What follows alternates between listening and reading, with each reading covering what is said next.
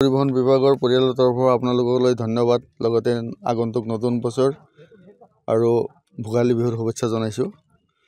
আমি অসম চৰকাৰৰ নিৰ্দেশ অনুসাৰে পথ সুৰক্ষা সপ্তাহ প্ৰতি বছৰে কৰোঁ।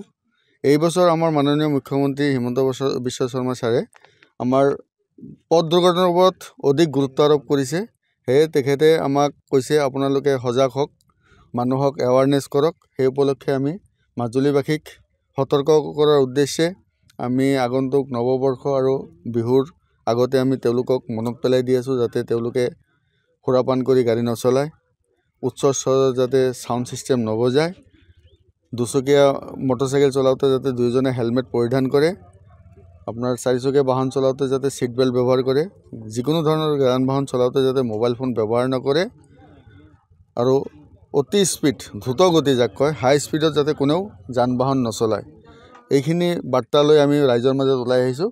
আমি আশা ৰাখিছোঁ ৰাইজৰ পৰা আমি যিখিনি সঁহাৰি পাইছোঁ, আমি আশা ৰাখিছোঁ মাজুলীত অইন বছৰত চাই এইবছৰ আমি দুৰ্ঘটনাৰ হাৰ কমাবলৈ সক্ষম হ'ম। এইটোতো নিতান্ত ভুল কথা।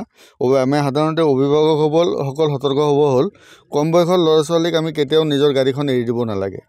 কম বয়সৰ ল'ৰা আইনমতে আছে, আণ্ডাৰ এজ গাড়ী ড্ৰাইভিং কৰিলে ল'ৰাজন জেলত যাব, তেওঁৰ 25,000 টকালৈ জৰিমনা হ'ব পাৰে। লগতে সেই আণ্ডাৰ এজ বয়সৰ ল'ৰা হওক বা ছোৱালী হওক, তেখেতৰ গাৰ্জেণ্টৰ 3 বছৰলৈ সশ্ৰম কাৰাদণ্ড হ'ব পাৰে। গতিকে আমি গাৰ্জেণ্টসকলক বিনম্ৰতাৰে অনুৰোধ কৰিম, আপোনালোকে যাতে ল'ৰা ছোৱালীৰ বয়স নোহোৱালৈ কোনোপধ্যে নিজৰ গাড়ীখন এৰি নিদিয়ে। এইখিনি আমি আহ্বান ৰাখিম। ধন্যবাদ।